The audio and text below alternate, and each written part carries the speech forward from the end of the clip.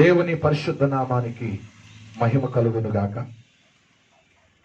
కుడి వచ్చినటువంటి దేవుని బిడ్డలైన మీ అందరికీ, చూస్తున్న వారికి నా హృదయపూర్వకమైనటువంటి వందనాలు తెలియజేస్తున్నాను. మంచిది. ఈ సమయంలో అన్ని కార్యక్రమాలు, ఈ ఆదివారం జరిగేటువంటి అన్ని కార్యక్రమాలు ముగించబడినవి. దేవుడు మంచి తరుణములోనికి, అంటే వాక్య సందేశంలోనికి మనం నడిపించారు. కనుక ఈ ఉదయకాలపు వేళ నిన్న క్రిస్మస్ గురించి ఒక మెసేజ్ను మనం విన్నాం. ఆ క్రిస్మస్ సందేశం ఆ చివరి మాటలు కూడా మనం ధ్యానం చేద్దాం. వాటిని కూడా జ్ఞాపకం చేసుకుందాం. మన ధ్యానం కొరకై పరిశుద్ధ లేఖనాల నుండి ఫిలిప్పీలకు రాసిన పత్రిక 2వ అధ్యాయం 6వ వచనం నుండి,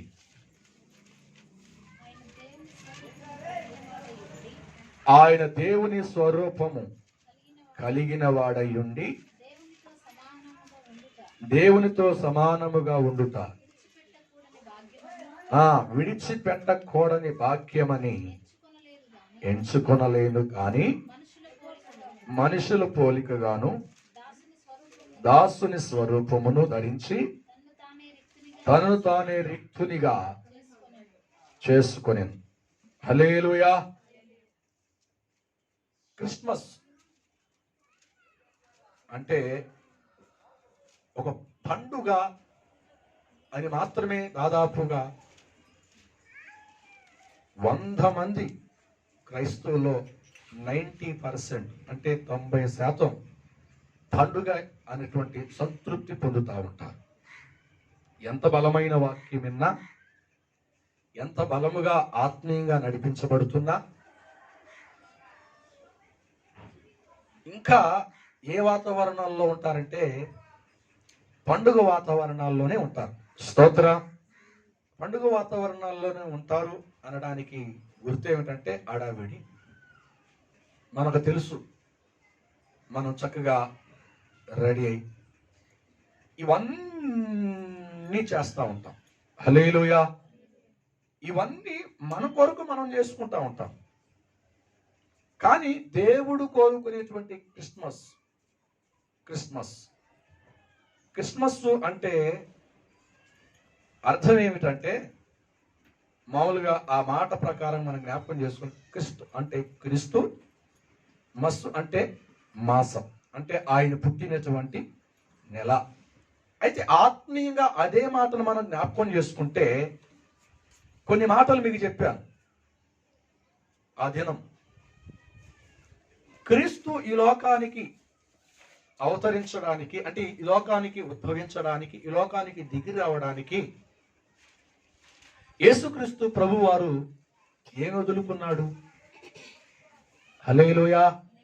ఎన్ని వదులుకున్నాడు అని మీకు చెప్పాను. ఒకటి, ఆయన దేవుని స్వరూపమై ఉన్నాడు. ఎవరో? యేసుక్రీస్తు ప్రభు స్వరూపమై ఉండి కూడా ఆ స్వరూపాన్ని ఆయన అక్కడ పక్కన పెట్టాడు. 2, చెప్పాలి, దేవునితో సమానత్వాన్ని, ఆయన తండ్రి అయిన దేవుడు ఎలాగున్నాడో, పరిశుద్ధాత్మ దేవుడు ఎలాగున్నాడో అలాంటి సమానత్వాన్ని దాన్ని పక్కన పెట్టి ఈ లోకానికి వచ్చాడు.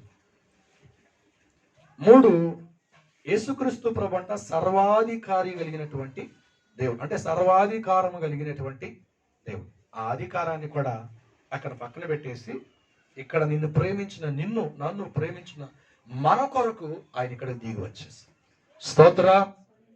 తర్వాత తేజస్సును విడిచిపెట్టాడంట. తేజస్సు అంటే వెలుగు, వదిలిపెట్టేశాడంట మన కొరకు. మహిమను కూడా మన కొరకు విడిచిపెట్టాడు. చెప్పండి. ఆధిపత్యం లేక ఘనత ప్రభావములు పక్కన పెట్టి మన కొరకు దాసుని స్వరూపం ధరించుకున్నాడు, తనను తానే రిక్తునిగా మార్చుకున్నాడు అని లేఖనాన్ని చదివి. స్తోత్ర.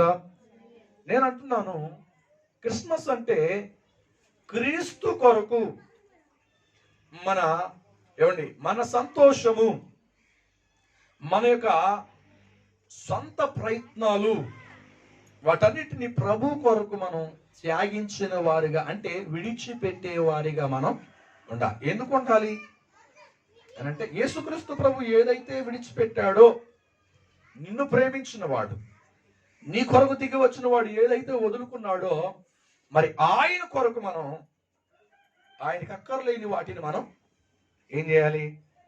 విడిచిపెట్టాలా వద్దా? స్తోత్ర. మనం కావాలనుకుని ఆయన అన్నిటిని విడిచిపెట్టి మన దగ్గరికి వచ్చాడు.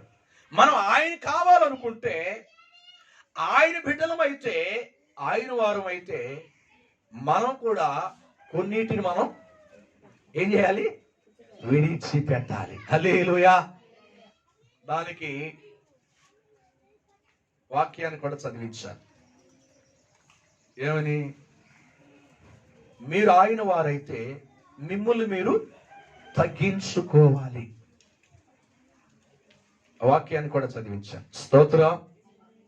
అయితే ఇక్కడ మరొక మాట ఏమిటంటే, పాప సంబంధమైన విషయాలన్నిటినీ కూడా మనతో ఉండనీయకూడదు, ఏలుబడి చేయకూడదు. అది నిజమైన క్రిస్మస్. హల్లెలూయా. ఎందుకంటే ఆయన నశించిన దాన్ని వెదకి రక్షించడానికి మనిషి కుమారుడిగా వచ్చాడు. నశించిపోయే జీవితంలో మనం దేవునికి ఇష్టం లేనిటువంటి చేస్తూ ఉన్నప్పుడు, రక్షించబడినప్పటికీ కూడా ఇప్పుడు ఆయన వచ్చిన ఫలితం ఏమైనా ఉంటుందా? ప్రయోజనం ఏమైనా ఉంటుందా? ఉండదు. అందుకనే ఆయన ఏదైతే ఉండకూడదు అనుకుంటున్నాడో దాన్ని మన జీవితంలో నుండి మనం సంపూర్ణంగా బయటికి తీసివేయాలి. హల్లెలూయా అని మనం నేర్చుకున్నాం. అయితే మనం తాత్కాలికంగా ఆలోచన చేసేది ఏమిటంటే, దేవుడి ద్వారా దీవించబడాలి, ఆశీర్వదించబడాలి, స్వస్థ పొందాలి, క్షేమంగా మనం నడిపించబడాలి, మన జీవితంలో సుఖమయమైనటువంటి ఒక ఉన్నతమైనటువంటి ఆశీర్వాదం కావాలని కోరుకుంటాము. అంతేనా కాదా? హల్లెలూయా. కోరుకోవడం తప్పులేదు.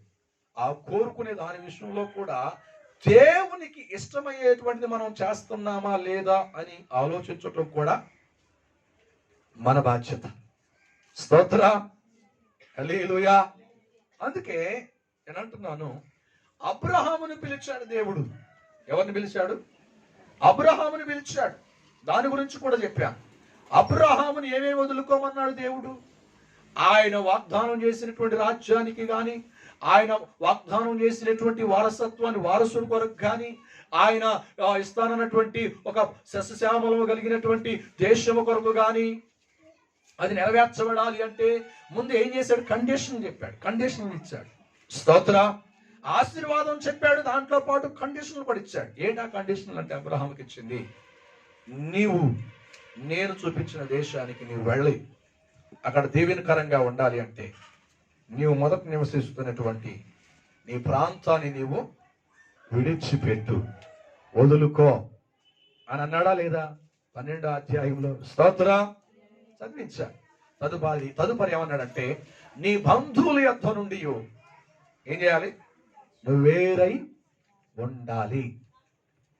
నీ తండ్రి ఇంటిని, నీ స్వదేశాన్ని నువ్వు విడిచినప్పుడే నా యొక్క వాగ్దానాలకు నీవు నీ పిల్లలు దీవెనకరంగా ఉంటారు అని చెప్పకనే ఆయన చెప్పాడు. దానికి ఏం చేయాలి? అబ్రహాము, ఎంత భారంతో కూడిన విషయాలు నా వల్ల కాదు, నేను చేయలేనులే అని అనలా. మారు మాట చెప్పకుండా దేవుడు ఏదైతే చెప్పాడో దానికి కట్టుబడిపోయాడు. స్తోత్ర. దాని ద్వారా అబ్రహామునే కాదు, అబ్రహాము కుమారుడు ఇస్సాకునే కాదు, ఇస్సాకు కుమారుడైన యాకోబు పుట్టినట్టు 12 మంది సంతానాన్ని దేవుడు విడిచిపెట్టలేదు దీవించడానికి. స్తోత్ర.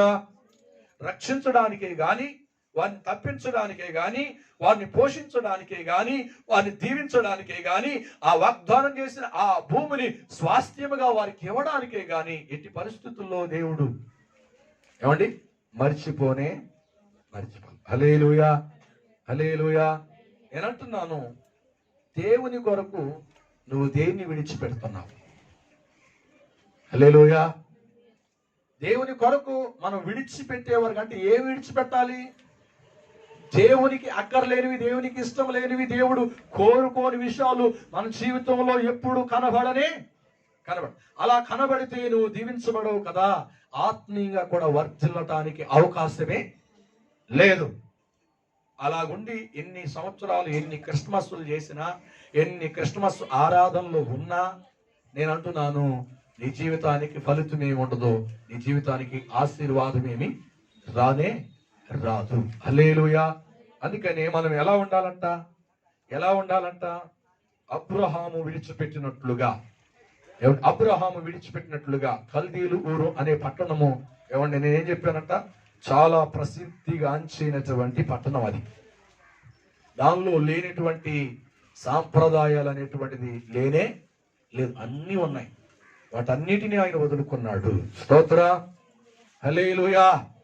అందుకే యేసుక్రీస్తు ప్రభు నీ కొరకు అన్ని వదులుకుంటే, యేసుక్రీస్తుని వెంబడిస్తున్నటువంటి మనము, యేసయ్య కావాలనుకునేటువంటి మనము, ఆయన కొరకు మనకి ఎంత మక్కువగా ఉన్నదైనను, మనకి ఎంత ఇష్టముగా ఉన్నదైనను, అది కష్టమైనను ప్రభు కొరకు మనం ఏం చేయాలి చెప్పాలి.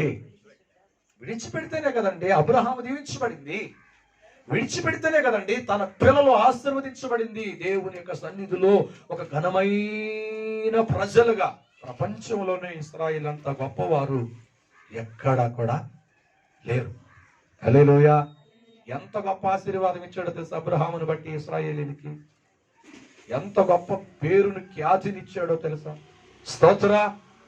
ఏమండి, అబ్రహామును దీవించడానికి గల కారణాలు ఏమిటి?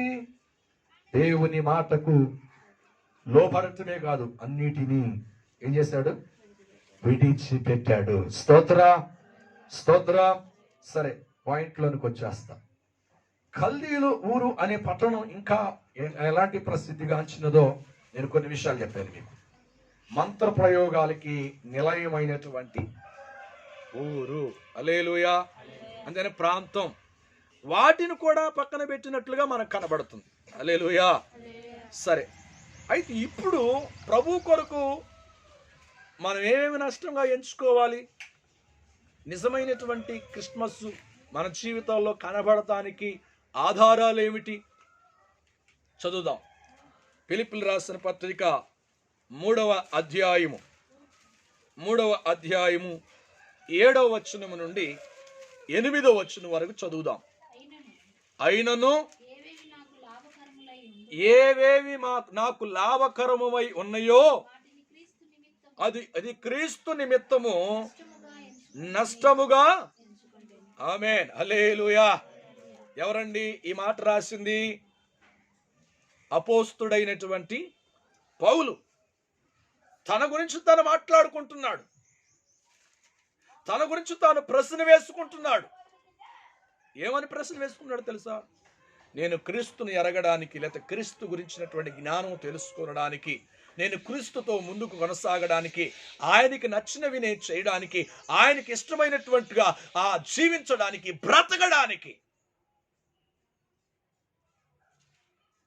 నేను ఉండాలంటే నాకు లాభకరమైన ఏమైతే ఉన్నాయో, నాకు ఇష్టంగా మక్కువ చూపే నా జీవితంలో ఏదైతే నేను కలిగి ఉన్నానో అవి నా క్రీస్తు కొరకు, అవి నా యేసయ్య కొరకు.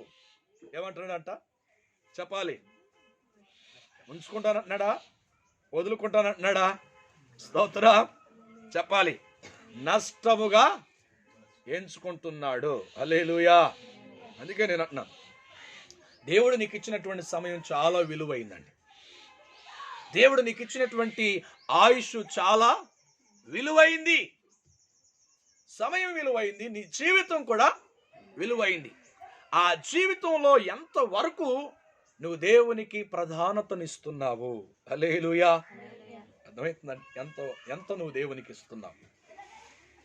మనం చేసే ప్రతి క్రియ, మనం చేసే ప్రతి కార్యము దేవుని యొక్క లెక్కల్లోనికి వచ్చుదా రాదా? హల్లెలూయా. కనుక నేను అంటున్నాను, అపోస్తుడైన పౌలు అంటున్నాడు ఇక్కడ చక్కగా, తనకు ఏవేమి లాభకరముగా అనుకుంటున్నాడో, ఏమేమి తనకి ఇష్టముగా మక్కువ చూపించే వాటిని అనుకుంటున్నాడు, తలస్తున్నాడు, అవంట క్రీస్తు కొరకంట, క్రీస్తు జ్ఞానం కొరకు, క్రీస్తు నడిపింపు కొరకు, క్రీస్తు వలె బ్రతుకుటకు, క్రీస్తు వలె జీవించడానికి వాటినంట ఏమనుకున్నాడంట అండి, నష్టముగా ఎంచుకుంటున్నాడు. హల్లెలూయా. ఈ నష్టంగా ఎంచుకోవడానికి గల కారణం ఏమిటో తెలుసా? అంతకుముందు క్రీస్తుకి పట్టబడక మునుపు, క్రీస్తుకి సొంతం కానప్పుడు, క్రీస్తు దగ్గరికి రానప్పుడు ఆయన జీవితం ఎలా ఉండేది అంటే, ఎలాగా జీవించేవాడంటే మీకు తెలియజేస్తాను. అపోస్తుల కార్యం 9వ అధ్యాయము 3వ వచనం నుండి 6వ వచనం వరకు చదువుదాం.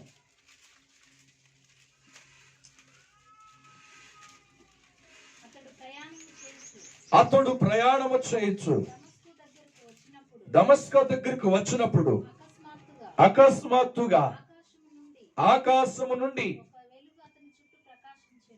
ఒక వెలుగు అతని చుట్టూ ప్రకాశించెను. అప్పుడు అతడు నేల మీద పడి, సౌలా,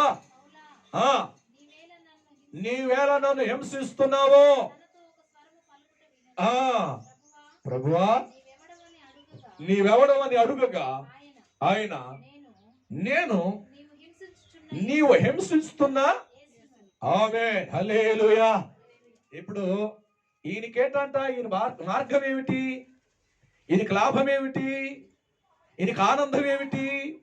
క్రీస్తు దగ్గర రానప్పుడు ఈ జీవితం యేసయ్యని దుఃఖ పెట్టడం, యేసయ్యని హింస పెట్టడం, యేసయ్యని గాయపరచటం, యేసయ్యని అవమానపరచటం, యేసయ్యకి సిగ్గు తీసుకొచ్చేటువంటి పనులు, పనికిమాలిన పనులు చేస్తూ ఉండేవాడు. ఎవరో చెప్పాలి? అపోస్తుడైనా అంటే పౌలుగా ఉన్నప్పుడు కాదు, సౌలుగా ఉన్నప్పుడు. అంతేనే కాదా? దేవునికి స్తోత్రం.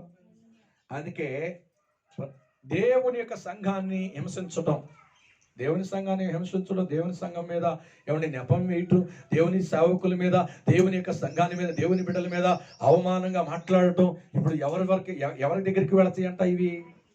ఏమండి, ఈ మాటను బట్టి, ఈ ఆధారాన్ని బట్టి యేసయ్య మీదకి వెళ్ళిపోతాయి. హల్లెలూయా. అందుకే నిన్ను హింసించాను ఆయన, ఎప్పుడు నేను అవమానపరిచాను ఆయన, నీకు అవమానం తీసుకొచ్చేట పనులు నేను ఎప్పుడు చేశానంటే, సంఘాన్ని నువ్వు హింసిస్తున్నావు కదా, ఆ సంఘం ఎవరు? స్తోత్ర, నాది కాదా అన్నట్టుగా మాట్లాడుతున్నాడు. ఇప్పుడు ఎవరిని చెదరగొట్టడానికి వస్తున్నాడు సౌలు? ఎవరిని? దమస్కాలో ఉన్నటువంటి సంఘమును చెదరగొట్టడానికి. క్రీస్తు దేవుడు కాడు అనిట్టే మిమ్మల్ని బ్రతికిస్తాను లేకపోతే చంపేస్తానని ఒక కంకణము కట్టుకుని, అదే ఆయన ధ్యేయముగాను, అదే ఆయన ఊపిరిగాను, అదే తన ప్రాణముగాను, అదే తన వృత్తిగాను అనుకుంటూ జీవిస్తున్నటువంటి జీవితం ఎవరిది చెప్పాలి? సౌలుది. అప్పుడు దేవుడు దర్శించాడు. దర్శించగానే ఎలా ఉండేదంటే ఆయన జీవితం ఒక మత గర్వం. ఏ గర్వంతో ఉన్నాడంట అతను? మత గర్వం. ధర్మశాస్త్రమే నిజమైంది, క్రీస్తుని వెంబడిస్తున్న వారు కరెక్ట్ కాదు, చెదరగొట్టాలి, అలా పోగైన వారిని హింస చేయాలి అని ప్రధాన యాజకుల దగ్గర, రాజుల దగ్గర అధికారం పుచ్చుకుని గుర్రం ఎక్కి ఆయన వెనక ఒక 10-15 మందిని వేసుకుని సంఘాన్ని హింసించేటువంటి ఒక పనిని తనకు తానుగానే నియమించుకున్నాడు. స్తోత్ర, హల్లెలూయా. అర్థమవుతుందండి? అవి అతనికంట లాభం అంటది, అది తనకి ఇష్టం అంట, అది చాలా మక్కువ అంట. ఎవరికి? సౌలుకి. అంత మక్కువతో జీవిస్తున్నటువంటి, అంత ఇష్టంతో జీవిస్తున్నటువంటి వాటిని ప్రభు జ్ఞానము కొరకు, ప్రభుని ఎరగడానికి కొరకు, ప్రభు దగ్గరికి రావడానికి కొరకు, ప్రభుని అనుసరించి జీవించడానికి, ప్రభు కావలసింది చేయడానికి కొరకు లాభకరమైనవి ఏవైతే ఉన్నాయో, దేవునికి ఇష్టం లేనివి తన జీవితంలో, అవంట ప్రభు కొరకు ఏమిచ్చాడంటండి? నష్టముగా ఎంచుకున్నాడు. హల్లెలూయా, హల్లెలూయా. అన్నిటినీ, దేవునికి ఇష్టం లేనటువంటి ప్రతిదీ కూడా దేవునికి ఆయాసకరముగా తీసుకొచ్చేవే, వాటిని అంటున్నాడు నా ప్రభు కొరకు, నా దేవుని కొరకు, నా యేసయ్య కొరకు నేను నష్టముగా ఎంచుకుంటాను. హల్లెలూయా. ఇప్పుడు మనం ఎప్పుడైనా దేవుడు కోరుకునే విషయాలు, దేవుడు కావాలనుకునేటువంటి విషయాలు, దేవుడి నుండి ఆశించే విషయాలు ప్రభు సన్నిధిలో ప్రభుకి చేయడానికి నువ్వు ఎప్పుడైనా ఆనందపడ్డావా? ప్రభు కొరకు చేయడానికి త్యాగం చేసావా? స్తోత్రం. నీకున్నటువంటి వాటిని చేయడానికి, అవలంబించడానికి ఆశపడుతున్నావు తప్ప వాటిని వదులుకోలేకపోతున్నాం. అది కాదండి క్రిస్మస్ అంటే. అది కాదండి క్రీస్తు వల్లే బ్రతకటం.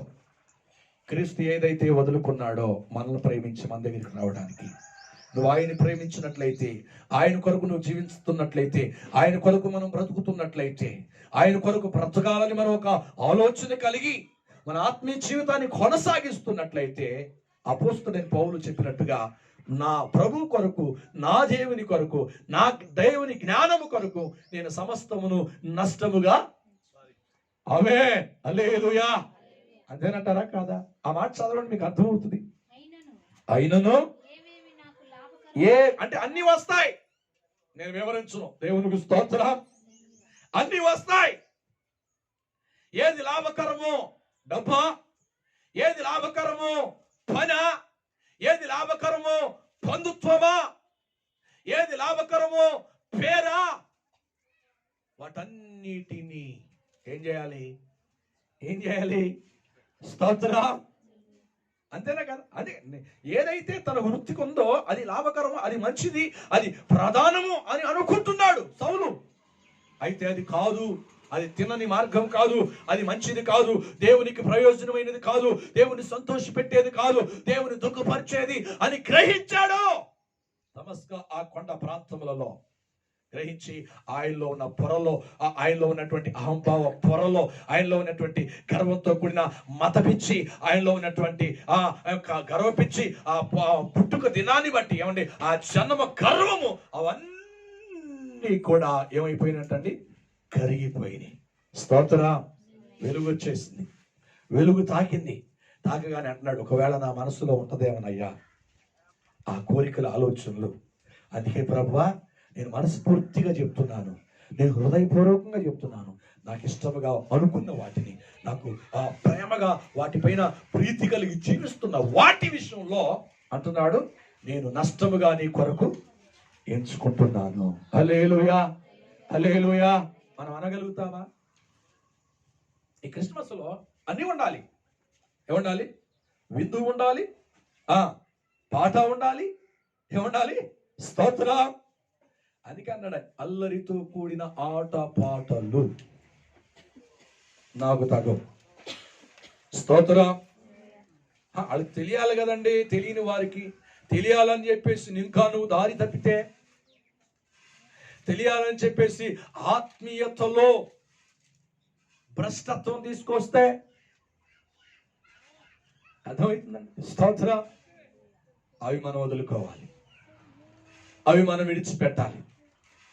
అప్పుడే నువ్వు నిజమైనటువంటి క్రిస్మస్ ఒక ఆధారానికి సంబంధించిన ఒక వ్యక్తిగా, ఒక క్రైస్తవుడిగా నీవు ఉంటావు. హల్లెలూయా.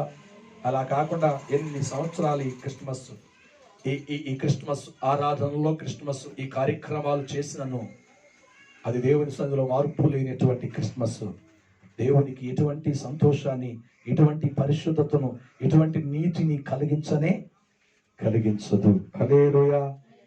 ఏది దేవుడికి ఇష్టం ఉందో దాన్ని నష్టంగా ఎంచుకోవాలి, వదులుకోవాలి. నేను వదులుకోలేకపోతున్నానయ్యా అనేటువంటి మనస్సు మనకి రాకూడదు.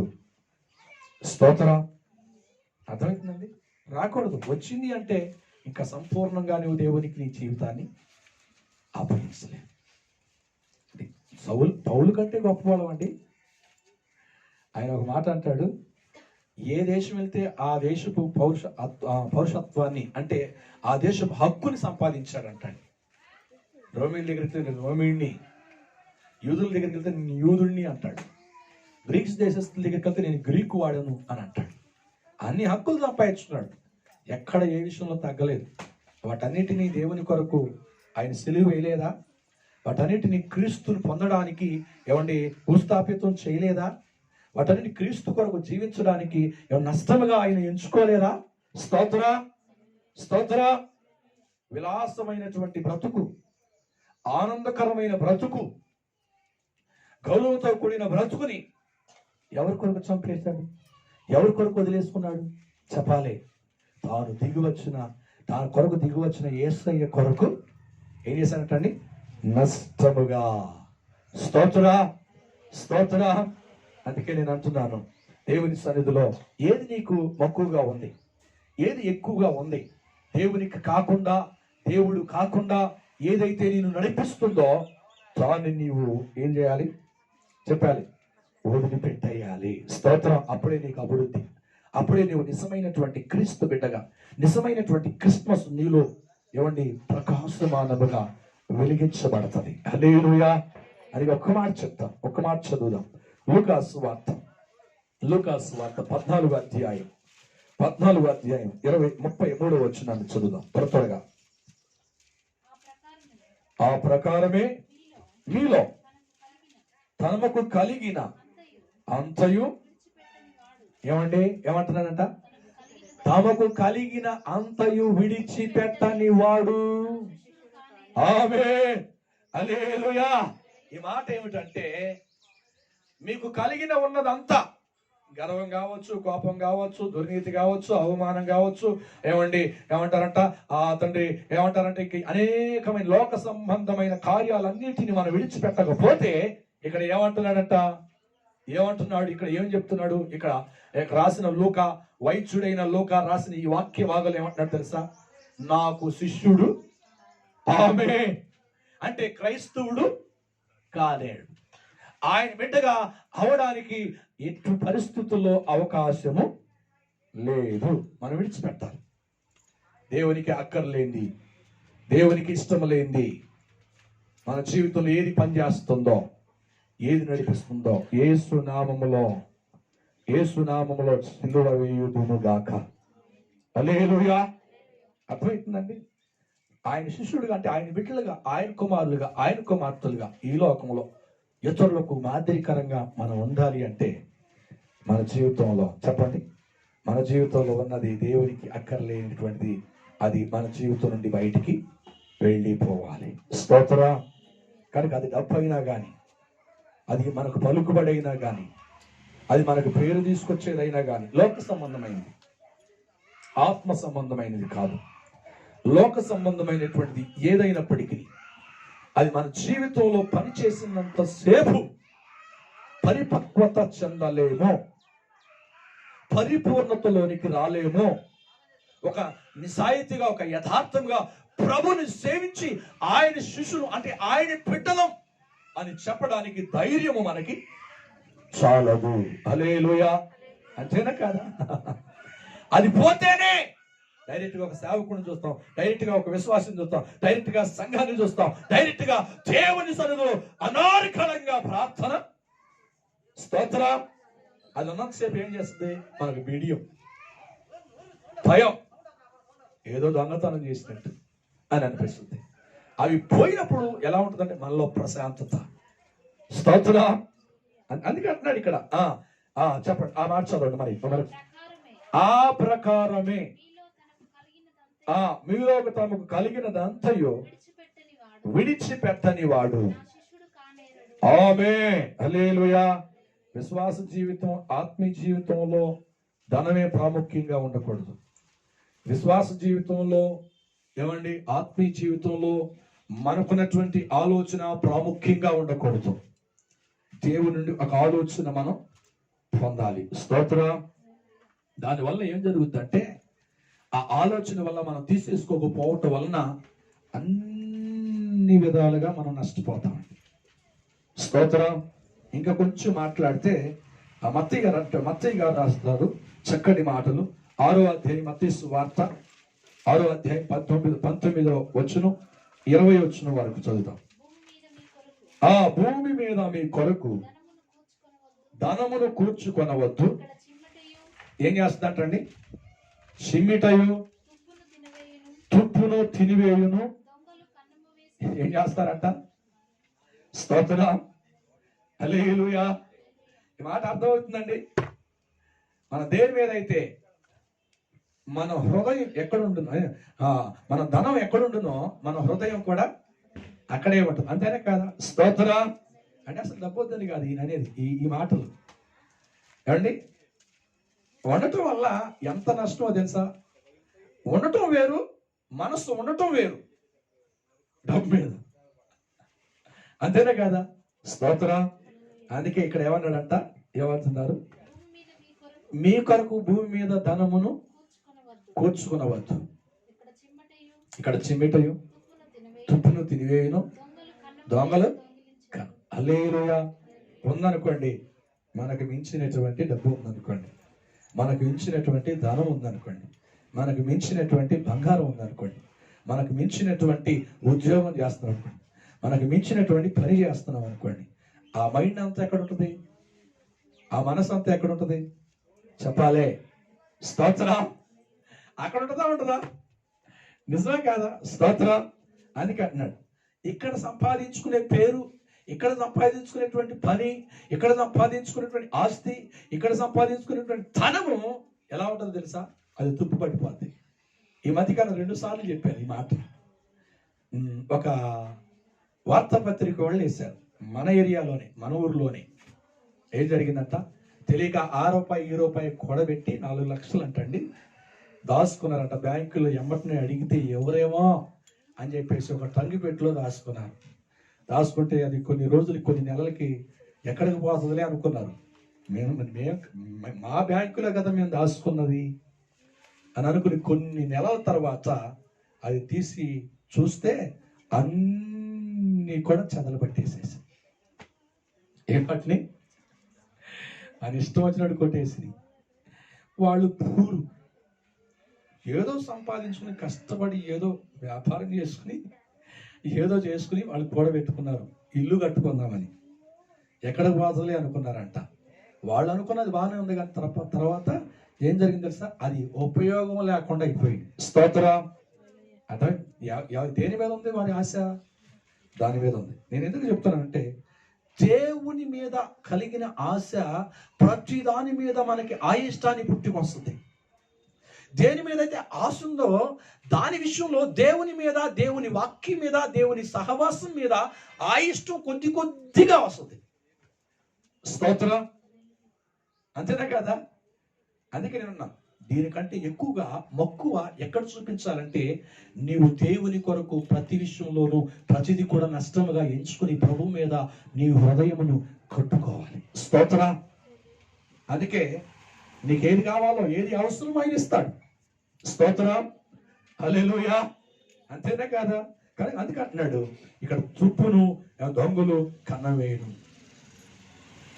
కానీ పరలోకములు అయితేనంటండి, పరలోకంలో డబ్బు గురించి కాదు ఈ మాట్లాడేది, మాటలు నీ మనస్సు గురించి. డబ్బు పరలోకంలో ఎందుకండి? స్తోత్ర. ఎందుకు మనస్సు అని మనం చెప్తున్నామంటే, దేని మీద ఆశ కలిగి ఉంటామో ఆ ఆశ కలిగిన దానిని బట్టి మన మనసు అక్కడికి వెళ్ళిపోద్ది. ఎక్కడికి వెళ్ళిపోద్ది? ఏదైనా కానీ. అయితే ఈ ఆశ అంతా కూడా ఎక్కడ మనం కేంద్రీకరించాలి అంటే, మన కొరకు మార్గం తెలిసి మనకంటే ముందుగా వెళ్ళినటువంటి, మన కొరకు అన్ని విడిచిపెట్టి లోకంకి వచ్చి పుట్టి జీవించి చనిపోయి నేను వెళుతున్నాను మళ్ళీ వస్తానని చెప్పాడు చూసారా? ఆ యేసయ్య మీద మన ఆశ కలిగి ఉండాలి. హల్లెలూయా. ఆ తర్వాత అన్ని ఆయన తీరుస్తాడు. ఇంకో మాట ఏముందంటే, మన కలిగిన దానితోనే మనం సంతృప్తి పడి ఉండాలి. ఆ మాట కూడా చదివించి ముగిస్తాం. హెబ్రీయులు రాసిన పత్రిక 13వ అధ్యాయం 5వ వచనం చదువుదాం త్వరగా. హెబ్రీయులు రాసిన పత్రిక 13. అదే కదండి, ధనాపేక్ష లేని వారై ఏం కలిగి, మీకు కలిగినటువంటి విశ్వాసం, మీకు కలిగిన పరిశుద్ధత, మీకు కలిగినటువంటి రక్షణ, మీకు కలిగిన ప్రార్థన, మీకు కలిగిన నమ్మకత్వం, వాటితో మనం ఏం కలిగి ఉండాలి చెప్పాలి. ఏం చేయాలి? తృప్తి పొందాలా? ఇది మన క్రైస్తవ జీవితం. క్రిస్మస్ కి సంబంధించిన ఆత్మ సంబంధమైన నడిపింపు. స్తోత్ర. హల్లెలూయా. అర్థమవుతుందండి? అందుకే అంటున్నాడు అపోస్తలుడైన పౌలు, నేను క్రీస్తు కొరకు సమస్తమును ఏం చేస్తున్నాడంట?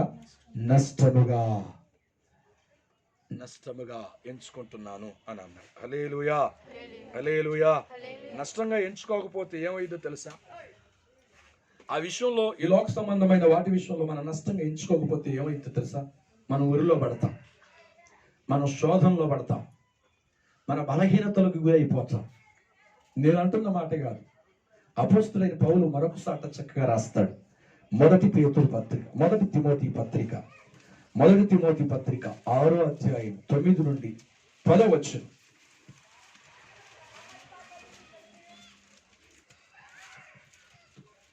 చదువుదామా? మొదటి తిమోతి రాసిన పత్రిక 6వ అధ్యాయం 9వ వచనం నుండి 10వ వచనం వరకు. అది కలగండి. ధనవంతులవుటకు అపేక్షించు వారు ఏంటండి? ఇక్కడ గమనించండి, ఎక్కడ పడతామంట? శోధనలోను, ఆ ఉరిలోను, అవివేకయుక్తములను, హానికరములైన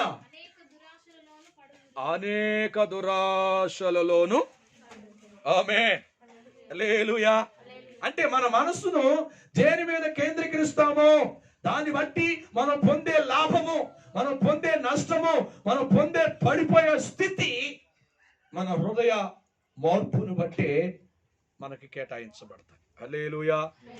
అదే ఇక్కడ అంటున్నాడు, నష్టంగా మనం ఎంచుకోకపోతే, అది దేని మీద అయితే మక్కువ చూపిస్తామో, దేని మీద అయితే ప్రీతి కలిగి ఉంటామో, దేని మీద అయితే ఇష్టం కలిగి ఉంటామో, ఆ విషయంలో మనం నష్టపోతామంట. దేవుని మీద కాకుండా. అయితే ఇక్కడ అన్నాడు, అదే అన్నాడు, జరిగే నష్టాలు, ఉరిలో పడతాం, భయంకరమైన పరీక్షలు ఎదురవుతాయి, తర్వాత ఏమవుతాయంటండి? హానికరమైన వెర్రి కోరికలు వస్తాయి. హల్లెలూయా, హల్లెలూయా. కనుక ఇవన్నీ మనకు అవసరమా?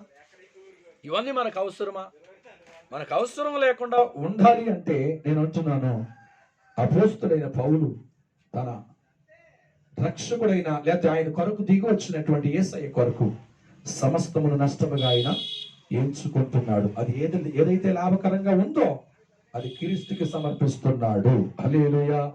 అందుకే నేను అంటున్నాను, అపోస్తులైన పౌలు ప్రభు ఎంతగా వాడుకున్నాడు అంటే అపోస్తులందరికంటే చాలా ఎక్కువగా వాడుకున్నాడు. స్తోత్రం. అపోస్తులకి లేనటువంటి ధన్యత అపోస్తుడైన పౌలుకు మాత్రమే దక్కిందంటే ఏమాత్రము కూడా సందేహించని అవసరం. స్తోత్రం. అంత గౌరవం, అంత ఆధిక్యత, అంత అధికారము అపోస్తుడైన పౌలుకి దేవుడు ఎందుకు అప్పగించాడు అంటే, నేను అంటున్నాను, అపోస్తులందరూ ఒక ఎత్తు అయితే ఈ పౌలు ఒక ఎత్తు. స్తోత్ర. ఎందుకంటే వీరు అనలేకపోయారు. కొన్నిసార్లు అపోస్తులు కొంతమంది ఆచారాలు ప్రారంభించారు. పేతురుని గద్దించాడు కొన్నిసార్లు. ఎవరు? అపోస్తుడైన పౌలు. సున్నతి కలిగిన వారి దగ్గరికి వెళ్ళేవాడంట భోజనం చేయటానికి. యూదుడు కదా. ఎవరు? పేతురు. అందుకే అంటోగుతుందేమో, ఆ ధర్మశాస్త్రం వ్యతిరేకంగా చేస్తున్నామని చెప్పేసి ఏదైనా భోజనం చేయాలంటే ఎక్కడ ప్రసంగం చేస్తే ఎక్కడికి వెళ్ళేవాడు తెలుసా? ఎక్కడికంటండి? సున్నతి పొందిన వారి గృహాల్లోనే భోజనం చేసేవాడంట. అప్పుడు గట్టిగా గద్దించేవాడంట, సున్నతి శరీరానికి, ఆత్మ సంబంధం సున్నతి మనస్సుకు నువ్వు చేయాలి. స్తోత్రం అని హెచ్చరించాడంట. అపోస్తులు అంటండి యేసుతో ఉన్న వారికి ఈయన హెచ్చరిక చేశాడంట. ఎవరు? అపోస్తుడైన పౌలు. ఎంత జ్ఞానం కలిగిన వాడో చూడండి, దైవ జ్ఞానం. ఈ లోక జ్ఞానాన్ని నష్టముగా ప్రభు సన్నిధిలో ఎంచుకున్నాడు కనుకనే ఉన్నతమైన పాత్రగా దేవుడు ఎవరినంటండి? అపోస్తుడైన పౌలుని రాజుల దగ్గర, అన్యుల దగ్గర ఆయన బలంగా వాడుకున్నాడు. స్తోత్ర. అంత ఆధిక్యత మనకు కావాలి అంటే అపోస్తుడైన పౌలు క్రీస్తు కొరకే తెగించినటువంటి, సమర్పణ చేసినటువంటి, వదులుకున్నటువంటి ఆ మనస్తత్వం మనలో ప్రభు మనకి ఇచ్చునుగాక. హల్లెలూయా, హల్లెలూయా. ఇప్పుడు చెప్దాం, ముగించేస్తాను. యేసుక్రీస్తు ప్రభు ఏదైతే వదులుకున్నాడో, నువ్వు ప్రభు కొరకు, ఆయన కొరకు జీవిస్తే, నీవు అపోస్తుడైన పౌలు, అబ్రహాము సమస్తాన్ని నష్టంగా ఎంచుకుని దీవించబడ్డాడు. అపోస్తుడైన పౌలు ఏమండి ప్రభు కొరకే, ప్రభు జ్ఞానం కొరకే, ప్రభు చేత నడిపించడం కొరకే, ప్రభు చేత వాడుకోవడం కొరకే, ప్రభు కొరకే ఒక పాత్రగా తను అప్పగించుకోవడం కొరకే సమస్తాన్ని ఆయన నష్టంగా ఎంచుకుంది. ఇప్పుడు యేసయ్య రక్తంలో కడగబడ్డాం, యేసయ్య రక్తంలో మనం కొనబడ్డాం. యేసయ్య నీ కొరకు దిగివచ్చి సమస్తాన్ని విడిచిపెట్టి నీ కొరకు నిన్ను ప్రేమించి రిక్తునిగా తను తాను మార్చుకుని ఏమండి వినయంతోనూ విధేయతతోనూ సిలువ మరణం పొందడానికి నీకు సంపూర్ణంగా సమర్పణ చేసేస్తే మన జీవితంలో ఉన్న ప్రతికూలతను ఇవ్వడానికి మనం ఎందుకు సంకోచిస్తున్నాం? స్తోత్రం. సమర్పణ చేయడానికి ఎందుకు ఆలోచన చేస్తున్నాం? మనం దేవుని బిడ్డలమే కదా. స్తోత్రం. ఏదైతే దేవునికి ఇష్టం లేదో దాన్ని ప్రభు కొరకే విడిచిపెట్టుదుము గాక. ప్రార్థన చేద్దాం, తల్లు వచ్చుదాం. దేవుడి మాటలు మన ఇంట్లో దీవించును గాక. పరిశుద్ధుడు అయిన తండ్రి, మహిమ కలిగిన యేసయ్య, శివాధిపతి, నీకు స్తోత్రాలు చెల్లిస్తున్నాం. ఈ మధ్యాహ్న సమయంలో నాయనా మీరు ఈ లోకానికి దిగి రావడానికి గల కారణం మీరు మమ్మల్ని ప్రేమించారు. ప్రేమించిన దేవ మా కొరకు సమస్తాన్ని విడిచిపెట్టారు, మహిమని విడిచిపెట్టారు, ప్రధానత్వాన్ని విడిచిపెట్టారు. అయా దేవునితో ఉంటున్న ఆ భాగ్యాన్ని విడిచిపెట్టారు, మహిమని విడిచిపెట్టారు, ఘనతను విడిచిపెట్టారు. ఈ రోజున మీ కొరకు మీ బిడ్డలమని చెప్పుకుంటూ మేము ఏది విడిచిపెట్టలేకపోతున్నాం. ప్రభా, అబ్రహాము ఆయన నీ పిలుపుకు లోబడ్డాడు కనుక సమస్తాన్ని విడిచిపెట్టాడు. అబ్రహామునే కాదు, అబ్రహాము పిల్లల్ని, వారి కుటుంబాన్ని, వారి సంతానాన్ని మీరు దీవించారయ్యా, ఆశీర్వదించారు. ఆయన సంతానంలో నుండి ఈ లోకానికి లోకరక్షకుడిగా వచ్చావు తండ్రి, నీకు వందనాలు. అలాగే నాయన అపోస్తలుడైన పౌలు తండ్రి నీ కొరకు, నీ జ్ఞానం కొరకు, నీ సన్నిధిలో నిలుచుటకు సమస్తమును నష్టముగా ఎంచుకున్నాడు. అతనికి ఏదైతే లాభకరంగా ఉన్నాయో అనిపిస్తున్నాయో అది ప్రభా నీ సన్నిధిలో తండ్రి వదులుకున్నాడు, విడిచిపెట్టాడు. అలాగే అది నిజమైన క్రిస్మస్ అని, అది నిజంగా ఈ సన్నిధిలో నీ బిడ్డలుగా మేము కలిగి ఉండవలసిందని ఆయన ప్రభు మాట్లాడారు. నాయన ధనం మీద కానీ, పని మీద కానీ, అయా మా అందం మీద కానీ, మా సుఖ సంతోషాల మీద కానీ కాకుండా ఆయన మిమ్మల్ని సంతోషపెట్టేవారు, మిమ్మల్ని ఆనందపరిచేవారిగా, మిమ్మల్ని ప్రభు ఘనపరిచేవారిగా మేము ఎప్పుడైతే మేము మారుతామో అదే మా హృదయాల్లో, మా జీవితాలలో అది నిజంగా మీరు కోరుకునేటువంటి క్రిస్మస్ అని, మీరు సంతోషించగలిగినటువంటిదని ప్రభు తేటగా సూటిగా మాతో మాట్లాడినందుకే వందనాలు. మాటలు మా హృదయాలలో నూరంతలుగా ఫలింపు చేయమని, మీ కొరకే బ్రతికేటువంటి భారము, జీవించేటువంటి జీవన విధానమును మాకు అనుగ్రహించమని ఘనత, మహిమ, ప్రభావాలు మీకే చెల్లిస్తూ యేసుక్రీస్తు నామములో ప్రార్థించి అడిగి వేడుకుంటున్నాము తండ్రి. ఆమేన్. యేసు రక్తమే చే, ప్రభు యేసు రక్తమే చే, ప్రభు యేసు నామం సంపూర్ణ విజయం కలుగునుగాక. తండ్రి అయిన దేవుని ప్రేమ, కుమారుడైన యేసుక్రీస్తు వారి కృప, సంఘమును రాకడ కొరకు సిద్ధపరుస్తున్న పరిశుద్ధాత్మ సహవాసము, సన్నిధి కుడివన మనతోనూ లోకముల సకల పరిశుద్ధులకును సదాకాలము తోడయుండి నడిపించునుగాక. ఆమేన్. God bless you.